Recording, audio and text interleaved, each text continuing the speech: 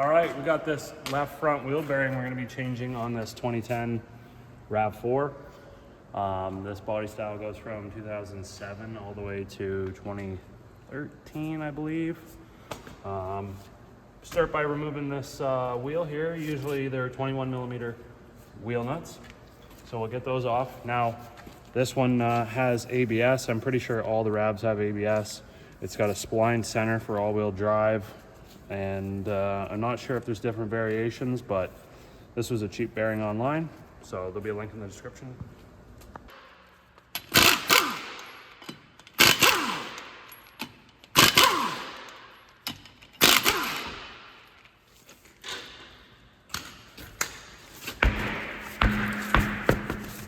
All right, we got our wheel off. Next thing we got to do is get all the brakes off of this thing. Very easy to do. We have 14 millimeter bolts holding your caliper on, followed by 17 millimeter bolts that hold the caliper adapter bracket on, and then the disc will come off. If you want, you can just leave it all together as an assembly and remove just the 17 millimeter anchor bolts.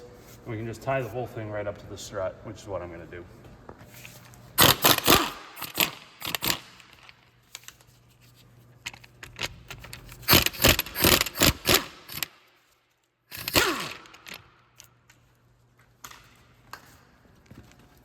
Just watch, this assembly can be very heavy, and when you're removing it, make sure the disc doesn't fall. Okay. I'm just going to see if I can snake this thing through here. Something like that.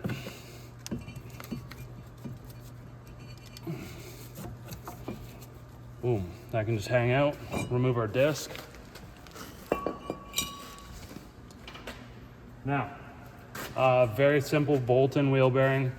We got 4 bolts in the back. I believe they're, I want to say, yeah, 17 millimeter.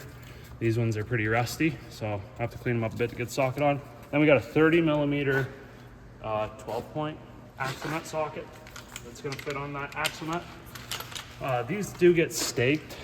It's a little difficult to see because of the grease, but you can see it's been punched in and staked right there. Try your best to unstake it if you can. I usually just take a sharp punch, put it in there, and unstake it. It'll save the threads on the end of the axle.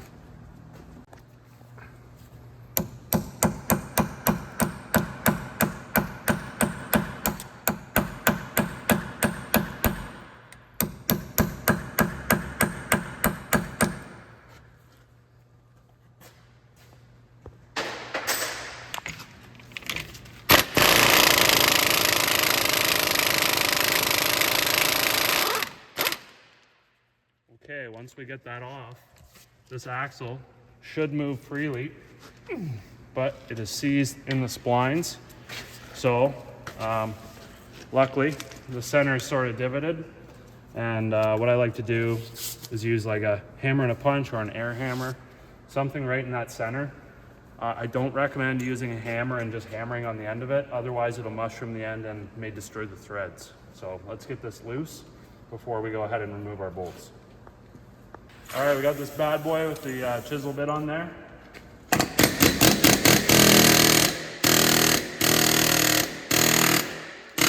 you go, you can see we're loose now. That's what we want.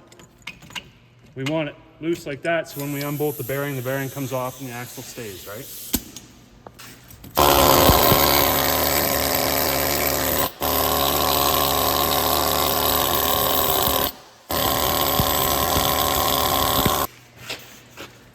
All right, 17 mil, we got the flex socket again.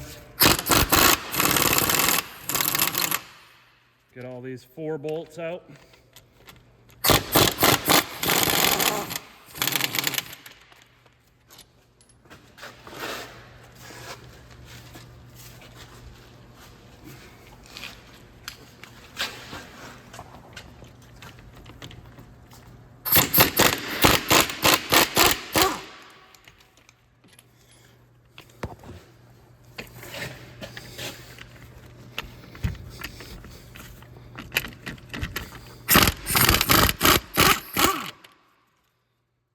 Okay, now we got these out.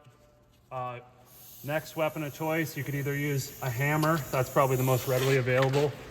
Air hammer, you could use a slide hammer, a hammer of some sort.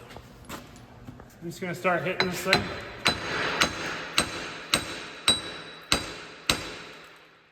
Just loosen it up a little bit. It sucks. The backing plate's in the way, so you can't really get a good swing from this way unless you just take the backing plate off.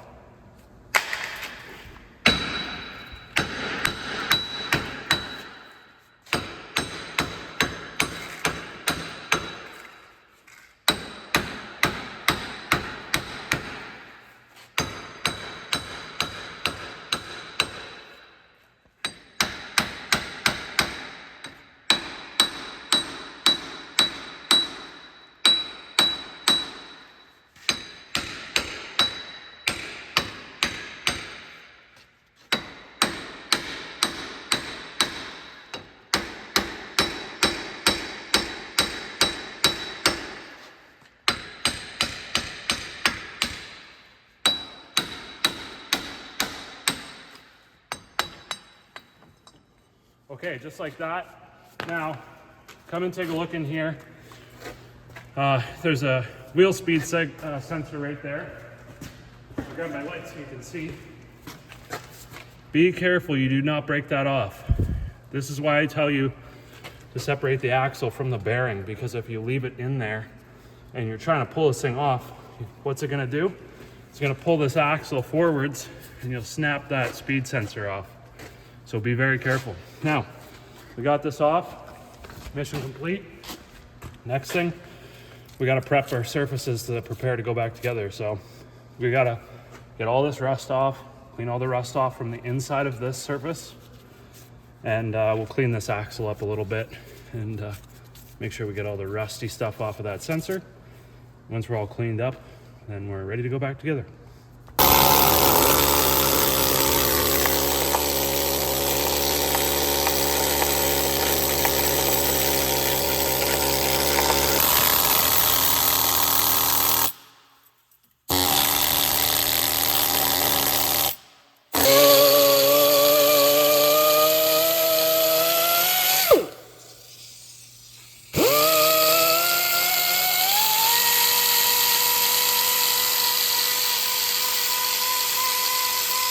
Okay, so we've got everything cleaned up, and we're just putting some anti-seize on there. We've got the copper anti-seize. Just something to keep the rust from coming back, helps aid in installation and all that stuff. So I've cleaned up all the surfaces inside the face.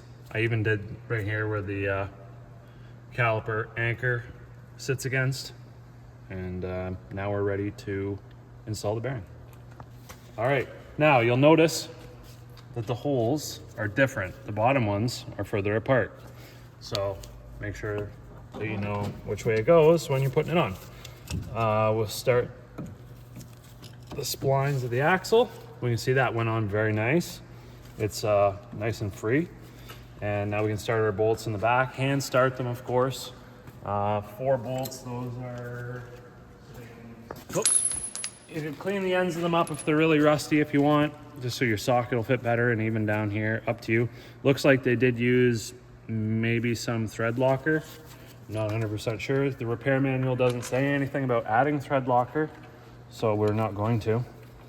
But we'll just get all these started, and then we'll tighten them down, and we can torque them once they're all snug. All right, so we got our torque wrench here. The 4 bolts that hold the bearing, the hub to the knuckle, 71 foot-pounds. Yeah.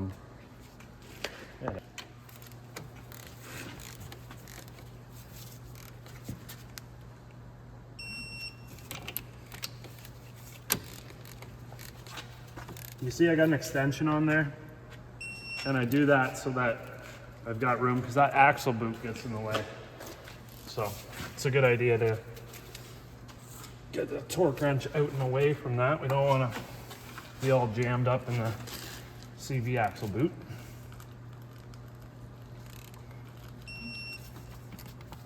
And then once we get these tightened down, we'll do the axle nut. Now, the 4-cylinder RAVs get torqued to 159 foot-pounds, and the V6 model gets torqued to 215 foot-pounds.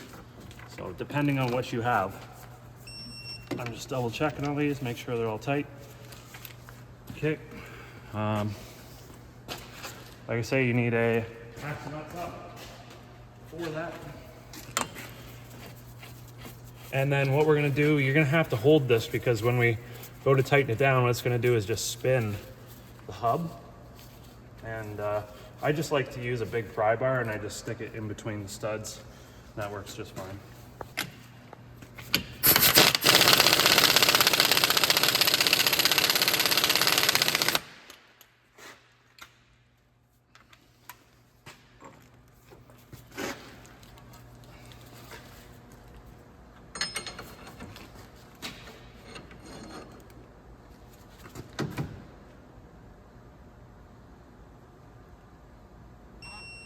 Just like that. I've never had any of the studs ever get damaged doing it like that. I've done it my whole career for the last 15, 16 years. So now we can stake that nut, and you'll see the cutout in the axle. All we want to do is just take a punch and punch that down. One thing that's worth noting is, I guess, when you assemble the bearing, the shaft is splined, so you can choose where this is going to be in correlation to these studs. So it's a good idea to have that facing somewhere in between some studs. You don't want it to be exactly lined up. Otherwise you have a more difficult time getting your punch in there on the right angle. All right, we're gonna try it this way. It's probably a bad idea.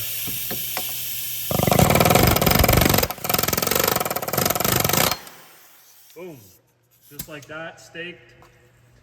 And now we're ready to go back together with the brakes.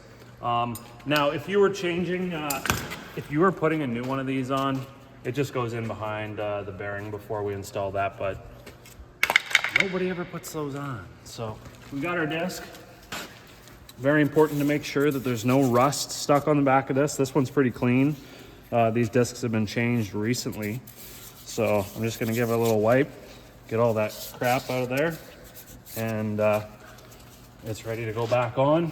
And what you can do is just, if you want, you can use a wheel nut and thread it on there to hold the disc in place so that it doesn't flop around all over the place. And once we do that, then we're ready to stick our caliper back on and start our anchor bolts. So we'll get that situated. Just watch when you're putting it back on, the brake pads that are inside of here are still able to move. So try and keep them spread apart as you're installing, and you shouldn't have any problems. You just sort of wiggle it on there, like so. And we'll get these bolts started. They might be a little tricky. Sometimes they are, to get this thing lined up just properly.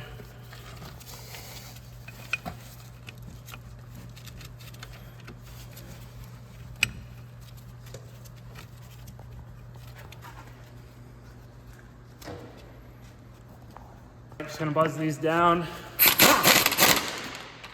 and then we'll torque them. Okay, these two bolts, 79 foot-pounds. And if you did take your caliper off, the two little ones, 25 foot-pounds. Perfect. That's all good. Everything looks good. Take this nut off. Make sure that nothing's contacting or dragging or making noise. Everything looks perfect. We'll get our wheel back on here. And the wheel nuts, by the way, get torqued to 79 foot-pounds, I believe the spec is. But I personally myself like to torque them down to 100. I think a lot of places do. That's just my preference. That's what I do on my own vehicle as well. But you do you. The manual says 79.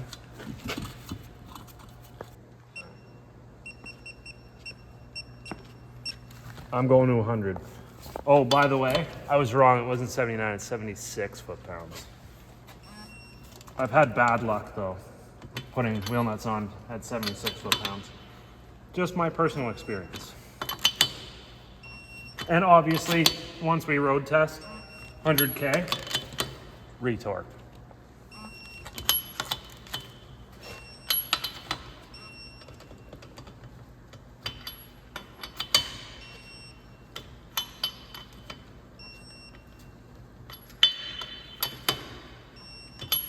Boom, okay.